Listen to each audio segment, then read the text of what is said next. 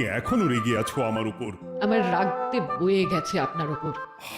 তুমি কিছুতেই বুঝছো না, খরচ বাড়ছে। আয়না বাড়লে চলবে কি করে রাজ্য? বিদেশে আমাকে যেতেই হবে। সব বুঝেছি, সব বুঝেছি। আপনার আমাকে অসহ্য লাগছে, তাই আপনি বিদেশে যাচ্ছেন, তাই তো? তুমি আমায় ভুল বুঝছো। রাজ্য চালাতে অর্থের প্রয়োজন আছে। কেন এতদিন রাজ্য বুঝি চলছিল না? এতদিন যেভাবে চলছিল সেভাবেই চলবে। সময় পাল্টাচ্ছে।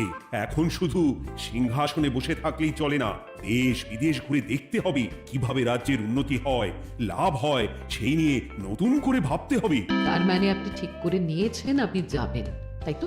হ্যাঁ। আর যতদিন আপনি না থাকবেন এখানে কি হবে ভেবে দেখেছেন মহারাজ? কে সামলাবে সব?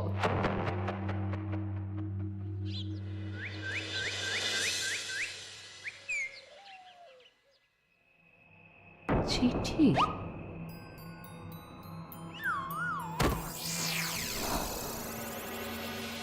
আমি অনেক ভেবে দেখলাম, আসলে এসব সিংহাসন, ক্ষমতা, প্রতিপত্তি অর্জন করা আর রক্ষা করার জটিলতার চেয়ে বাকি জীবনটা শান্তির সাথে বনে কাটিয়ে দেওয়াই ভালো। বলছি সবই তো বুঝলাম, কিন্তু এই শান্তিটাকে মহারাজ সন্ন্যাসী হয়ে গেলেন আর এসব নিয়েও তুমি ভাড়ামি করছো গোপাল।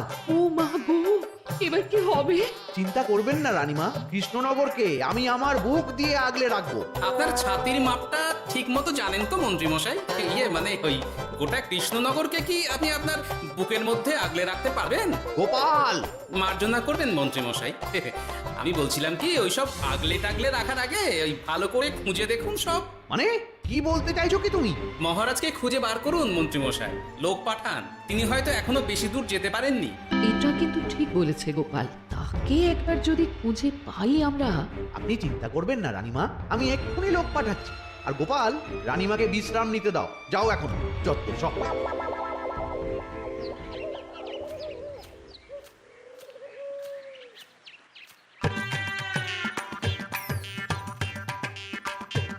ওই গো, গেলে কই? এক ঘটি জল দাও দেখি। ওই জলই খেতে হবে, শুধু জল। ঘরে এক দানাও চাল নেই। বাজারে না গেলে আর হরি মটর। রাজ্যে রাজা নেই আর তুমি ঘরে চাল নেই বলে চিল্লামিল্লি করছো, চত্ব সব। ও মা গো, মহারাজ রাজ্যে নেই তো গেলেন কই? হ্যাঁ, বনবাসে। সে কি গো, এবার কি হবে তাহলে? কপালে যা লেখা আছে তাই হবে, আর কি। এই তোমার চাকরিখানা থাকবে তো? হ্যাঁ, না থাকলে বাটি হাতে বেরোবো, চিন্তা কি?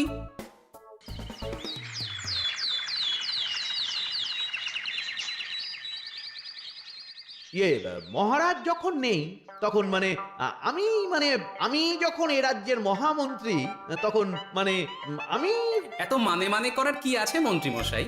মহারাজ নেই তো কি হয়েছে, রানীমা তো আছেন। আমরা তার কথা মতোই চলব। হ্যাঁ হ্যাঁ, আমিও তো তাই বলছিলাম।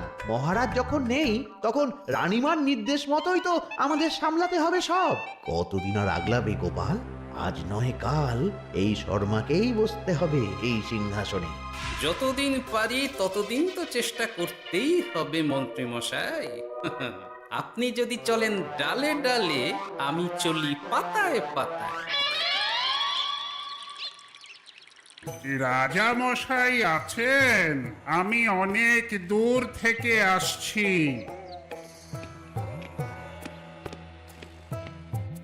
মন্ত্রীমশাই, একজন সাধু এসেছেন রাজামশাইয়ের সঙ্গে দেখা করতে।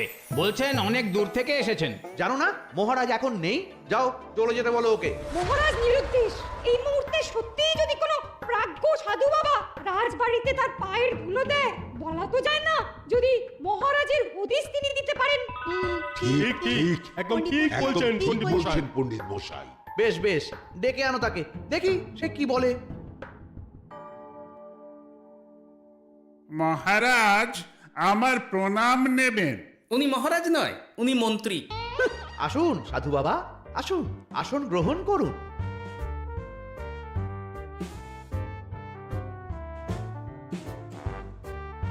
এ কি করলেন সাধু বাবা?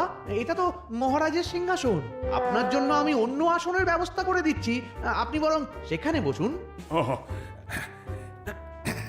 রাজাই যখন নেই তখন তার সিংহাসনে বসতে ক্ষতি কি? আপনি কি করে জানলেন মহারাজ নেই? বুঝলি না সাধু বাবা যে অন্তর্যামী গোপাল। আর কি হবে, উনি যদি বলে দেন মহারাজ কোথায় আছেন, তাহলে তো আমার আর পণ্ডিত মশাই আগেই ওরকম হামলে পড়বেন না। আচ্ছা, আপনি যদি অন্তর্যামী হন, বলুন তো আমাদের রাজা মশাই কোথায় গেছেন? জবর জটা কালো চুলে দে নামা অতীত বলে বুম! মহারাজ বনবাসে গেছেন। এটা যখন বলেছেন সাধু বাবা, তাহলে মহারাজ এখন কোথায় আছেন সেটাও নিশ্চয়ই আপনি বলে দিতে পারবেন। গোপাল, সব বিষয়ে নাক গলিও না তো তুমি। ঠিক ঠিক আছে, রাজা মশাইকে নিয়ে চিন্তা হওয়া তো খুবই স্বাভাবিক, কিন্তু গোপাল, রাজা মশাই বনবাসে গেছেন, তাকে আর সংসার মায়ায় বাঁধা ঠিক কাজ হবে না। এ আপনি কি বলছেন সাধু বাবা? মহারাজ না থাকলে রাজ্য চলবে কেমন করে? নতুন রাজা নির্বাচন করতে হবে। এই তো খেলা জমে গেছে, একে দিয়েই কাজ হবে মনে হচ্ছে। সাধু বাবা, এসব নিয়ে নয় পরে আলোচনা করা যাবে। এই কে আছো, সাধু বাবার পা ধুইয়ে দাও ভালো করে। না, বিষয়টা ঠিক সুবিধের মনে হচ্ছে না। আহা মন্ত্রী, করেছ কি? আমি সাধু মানুষ, এত খেতে পারি কি? ও বললে হবে না সাধু বাবা, আপনার জন্য নিজে দাঁড়িয়ে থেকে মহারাজের খাস হালুই করকে দিয়ে রাঁধিয়েছি সব। দেখুন না একটু, অমৃত অমৃত। বেশ বেশ, এত করে বলছো যখন, বাহ বাহ, চমৎকার চমৎকার। আমি জানি তো যে এমন খাবার আপনি আগে কখনো খাননি।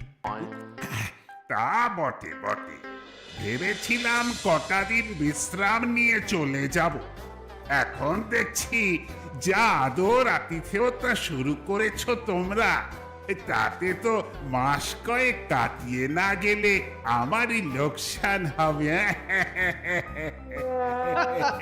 থাকুন না, থাকুন, যতদিন ইচ্ছা থাকুন।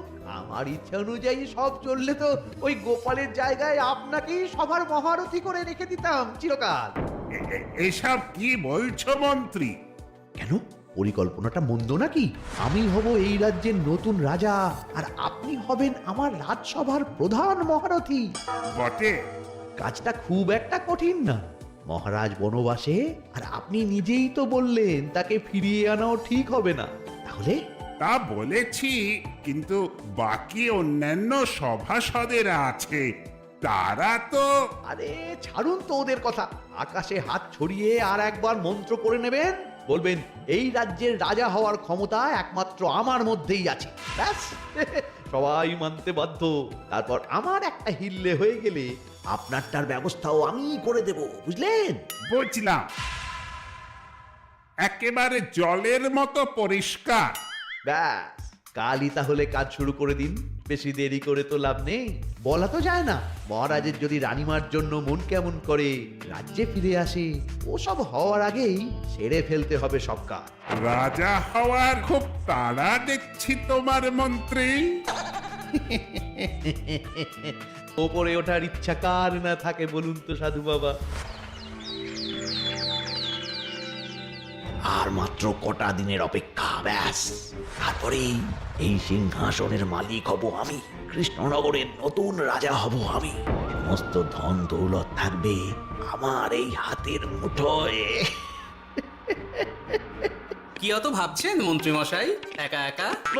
মানে কি ভাবছি তার কৈফিয়ত তো তোমায় দিতে হবে। হ্যাঁ, হিমা, ছি ছি ছি, আপনি কেন কৈফিয়ত দেবেন? আপনার মুখ দেখলেই তো বোঝা যাচ্ছে যে আপনি কি ভাবছেন। তাই বুঝি? বলো দেখি কি ভাবছি আমি। আপনি ভাবছেন ওই কৃষ্ণনগরের সিংহাসনের কথা। শুনে ফেললো নাকি সব? আপনি ভাবছেন আমাদের মহারাজের কথা, তাকে কিভাবে ফিরিয়ে আনা যায় সেই কথা, তাই না? মহারাজকে যে আর ফিরিয়ে আনা যাবে না, সে কথা তো আগেই বলেছি। তাই যদি হয় সাধু বাবা, আপনি এর একটা কিছু বিহিত করুন, না হলে রাজা ছাড়া রাজ্য। ঠিক বলেছ, রাজা রাজ্য, নুন ছাড়া তরকারি, আলো ছাড়া দিন, জল ছাড়া জীবনের মতো, তাই যত দ্রুত সম্ভব নতুন রাজা নিয়োগ করা দরকার। কিন্তু এই বিষয়ে সিদ্ধান্ত নেওয়ার আগে রানীমার সাথে কথা বলা জরুরি। তার চেয়েও জরুরি একটা কাজ আগে করা দরকার। কিসের কথা বলছেন মন্ত্রী মশাই? গোপালের বহিষ্কার। এ আপনি কি বলছেন মন্ত্রী মশাই?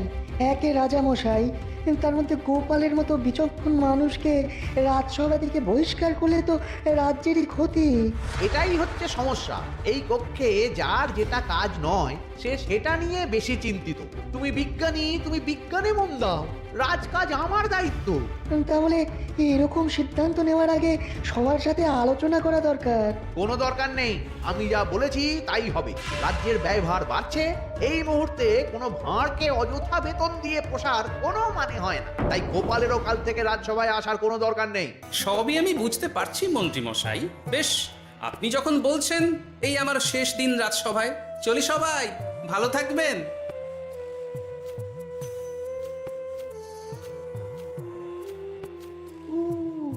এত সহজে যে বেটা মাঠের বাইরে চলে যাবে বুঝতেই পারিনি আগে। এবার আমার আর সিংহাসনের মাঝে নেই কোনো বাধা, নেই কোনো কাটা। তুমি চিন্তা করো না, আমি নিজে মন্ত্রীর সাথে কথা বলবো। না না রানীমা, সেসবের দরকার নেই। মহারাজ ছাড়া রাজবাড়ি শূন্য শূন্য লাগে, আমারও মন লাগছে না এখানে। বেশ, যা ভালো বোঝো তাই করো, তবে ডাকলে এসো কিন্তু। হ্যাঁ রানীমা, নিশ্চয়ই আসবো। এখন আমি চলি। যাক, এই কদিনে মাথাটা খেলানোর সময় পাওয়া যাবে একটু, নাহলে কেমন যেন গুলিয়ে যাচ্ছে সব। কি যে বলো গোপাল দাদা, এই শেষ দুটো শাঁখের আটি নিয়েও দরদাম করবে তুমি? ওরে, আমি বেকার মানুষ, দরদাম না করে উপায় আছে আমার? হ্যাঁ শোনো শোনো শোনো, মহারাজ কৃষ্ণচন্দ্রের অবর্তমানে কৃষ্ণনগরে নতুন রাজা হিসেবে নির্বাচিত হবেন রাজ্যের মহামন্ত্রী। সেই শুভানুষ্ঠানে রাজবাড়িতে আমন্ত্রণ রইল। এসব কি হচ্ছে বলো তো গোপাল দাদা? ভেতরের খবর আছে নাকি কিছু? না গো ভাই, তুমিও যা জানো আমিও ততটুকুই জানি। ও গোপাল দাদা, ব্যাপার কি? এ সময় এখানে কি চাই? রানীমার জরুরি তলব, এখনই ওই রাজবাড়ি যেতে হবে তোমাকে। কিন্তু আমার যে বাজার হয়নি এখনো। আরে ওসব বাজার টাজার পরে হবে, তুমি এখন আমার সাথে চলো তো। মন্ত্রীকে আমি বিশ্বাস করেছিলাম, ও যে এইভাবে বিশ্বাসের সুযোগ নেবে আমি একদম বুঝতে পারিনি। আমাদের এক্ষুনি অন্যান্য সভাসদের সাথে কথা বলা দরকার রানীমা। কারোর সাথে কথা বলার দরকার নেই রানীমা, আমি নিজেই চলে এসেছি আপনার সাথে কথা বলতে। এখানে কি জন্য এসেছো গোপাল? রানীমার কান ভাঙাতে? বাহ, আপনি সবার মাথা মুড়িয়ে সিংহাসন কবজা করতে পারেন, আর আমি রানীমাকে সেই সত্যি কথা জানাতে পারি না? হ্যাঁ? চুপ! ভুলে যেও না, আমি কৃষ্ণনগরের হবু রাজা। মুখ সামলে কথা বলবে আমার সাথে। এসব কি হচ্ছে মন্ত্রী মশাই? রাজা মশাই নেই, সেই সুবাদে এ কি শুরু করেছেন আপনি? আমায় আপনি ভুল বুঝবেন না রানীমা, আমার হয়ে যা বলার সাধু বাবাই আপনাকে বুঝিয়ে বলবে সব। উনি আর কি বোঝাবেন? কতদিন এসেছেন উনি, কি জানেন এই রাজ্যের বিষয়ে? সাধনা মা, সবই সাধনা। সাধনার জোর থাকলে সবকিছুই জানা যায়, ভূত ভবিষ্যৎ অতীত সব। সেই জোর থেকেই বলছি মা, মন্ত্রীর কপালে আমি জ্যোতি দেখতে পাচ্ছি। মন্ত্রী যদি রাজ্যের রাজা হয়, এ রাজ্যের উন্নতি কেউ ঠেকিয়ে রাখতে পারবে না। আপনাদের একটা কথাও বিশ্বাস করি না আমি, এসব আপনাদের ষড়যন্ত্র। এ আপনি ভুল করছেন রানীমা। যা হোক, যে কথা আমি বলতে এসেছি, রাজা যখন আমি হচ্ছি তখন তো আমাকে এই প্রাসাদেই থাকতে হবে, ফলে আমার স্ত্রীকেও এখানে এসেই থাকতে হবে। সে তো আর একা থাকতে পারবে না, তাই আপনি যদি এই ঘরটা ছেড়ে দিতেন। কিন্তু মন্ত্রীমশাই, তুমি কি বলছো মন্ত্রী? এখানে না থাকলে রানীমা থাকবেন কোথায়? আর আমি তো এমন কোনো বিধান দিইনি যে রানীমাকে অন্যত্র পাঠাতে হবে। সবকিছুর জন্য তো আপনার বিধান দরকার নেই সাধু বাবা, এ আমার নিজের বিধান। আমি রাজা হব, আমার স্ত্রী রানী হবে, তারও তো অধিকার আছে রানীর মতো থাকার, রানীর মহলে থাকা। আপনার ব্যবস্থা আমি অন্যত্র করে দেব রানীমা, আপনি কিচ্ছু ভাববেন না। হাজার হোক আপনি আমাদের প্রাক্তন মহারাজের স্ত্রী বলে কথা। কি বলো গোপাল? আমার মনটা আসলে অনেক অনেক বড়, তোমরা খালি দেখতে পাও না সেটা। কাজটা কি আপনি ঠিক করলেন মন্ত্রী মশাই? শোনো গোপাল, আমাকে ঠিক ভুল বোঝাতে এসো না তুমি, বরং কাল সময় মতো চলে এসো। কৃষ্ণনগরে নতুন রাজার রাজ্যাভিষেকের জন্য মহাভোজের আয়োজন হবে। যতদিন পাচ্ছ খেয়ে নাও পেট ভরে।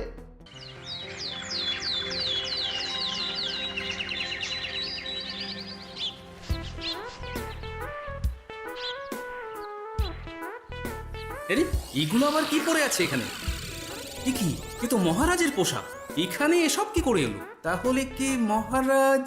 না না না, হিসেবটা কেমন যেন ওলট পালট হয়ে যাচ্ছে।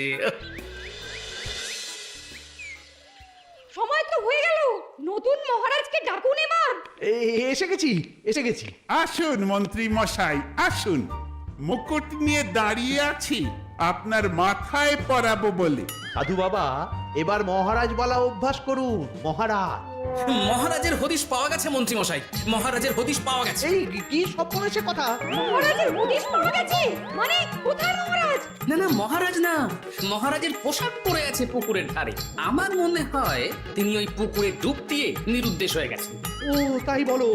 তা বেশ তো, প্রাক্তন রাজার জন্য না হয় কিছুক্ষণ নীরবতা পালন করে নেব আমরা, ব্যাস। আপনি কি বলছেন মন্ত্রী মশাই? মহারাজ সত্যি ওই পুকুরে ডুব দিয়েছেন কিনা সেটা তো তলিয়ে দেখা দরকার একবার। সেসব হবে আমি রাজা হওয়ার পর। নিন সাধু বাবা, মুকুট পরান। কিন্তু মন্ত্রী মশাই, আরো একটা দুঃসংবাদ আছে যে। ও আবার কিসের দুঃসংবাদ? মহারাজ যে পুকুরে ডুব দিয়েছেন সেই কথা বলতেই রানীমা অজ্ঞান হয়ে গেছে। তুমি যে কি করো না গোপাল, শুভ সময়ে অশুভ একটা সংবাদ দিয়ে দিলে তো সব বরবাদ করে। এই ক্যাচো, গ্রেফতার করো গোপালকে। তার আগে তোমায় গ্রেপ্তার করা হবে। এত বড় সাহস তোমার? হবু রাজাকে গ্রেফতার করার কথা বলো তুমি? আজ তোমার একদিন কি আমার একদিন? কিসের হব রাজা? আমি কৃষ্ণনগরের আসল রাজা। হ্যাঁ আমি। কি মহারাজ, আপনি? হ্যাঁ আমি। অনেক দিন ধরে তো তোমার বাড়বাড়ন্ত দেখলাম, আজকে খেলা শেষ। কিন্তু গোপাল, রানী কোথায়? কেমন আছে সে? এক্ষুনি তার কাছে আমাকে নিয়ে চলো। রানীমা ভালোই আছে মহারাজ, কিচ্ছু হয়নি তার। কিন্তু তুমি যে বললে রানী অজ্ঞান হয়ে গেছে। এটুকু মিছে কথা না বললে যে আপনার লুকোচুরি খেলাটা এত সহজে শেষ হতো না মহারাজ। লুকোচুরি বটে, কিন্তু তুমি বুঝলে কি করে এত সব? প্রথম সন্দেহটা হলো যখন রানীমাকে অন্যত্র রাখার কথা বলতেই আপনি বিচলিত হয়ে উঠলেন, তখন। তারপর পুকুর পাড়ে আপনার পোশাক, ব্যাস এটুকুই, আর কিছু নয়। আর প্রথম দিন রাজসভায় এসেই সোজা সিংহাসনে চড়ে বসা, ব্যাস। একে একে 2 আর 2 2 4 করে ফেললাম। তারপর মনে হলো রানীমার প্রতি টান ফিরিয়ে আনতে পারে আপনাকে আপনার আসল রূপে। তাই এই মিছে কথা। অধমের অপরাধ মার্জনা করবেন মহারাজ। গোপাল, তোমার তুলনা নেই। কিন্তু মহারাজ, আপনি কেন এই ছদ্মবেশ নিয়েছিলেন তার আসল উদ্দেশ্যটা কিন্তু এখনো আমার কাছে পরিষ্কার হয়নি পুরোটা। আসলে আমি পরীক্ষা করছিলাম, বুঝলে? কিসের পরীক্ষা মহারাজ? যে আমার অনুপস্থিতিতে কে এই রাজ্য চালাবে তার পরীক্ষা। এবং আমি ঠিক করেছি যে কদিন ব্যবসার কাজে আমি বাইরে থাকবো, ততদিন রানীর পরামর্শ মতো সমস্ত কিছু সামলাবে গোপাল।